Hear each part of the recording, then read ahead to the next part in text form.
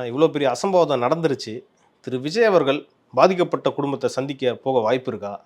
ஏற்கனவே வந்து மனு தாக்கல் பண்ணியிருக்காங்க மதுரை பெஞ்சில.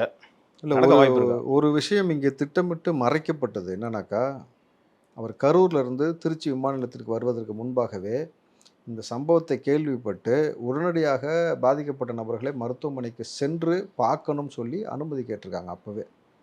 ஆமா. அப்படிதான் அவரும் தகவல் வந்துருக்கு. ஆதவர்ஜினாவும் சேர்ந்து உடனே போய் பார்க்கறதுக்கு காவல்துறை நம்ம அனுமதி கேட்ட பொழுது அவர்கள் அனுமதி அளிக்கவில்லை. அது வந்து பெருசா ஊடகத்துல எங்கேயுமே வந்து உங்களுக்கு விவாதிக்கப்படல. வரவே இல்லை.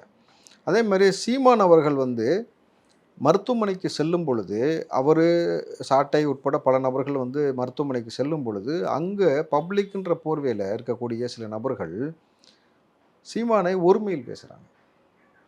ஒருமையில. "நீ எதுக்குடா உள்ள போற? நீ எதுக்கு இங்க போற? நீ வந்து என்ன செய்ய போற? நாங்க நேத்துல இருந்து நிக்கிறோம்." அப்படின்ட்டு பயங்கரமா அவர வந்து ஒருமையில பேசும் பொழுது, அப்ப சாட்டையும் கோவப்படுறாரு.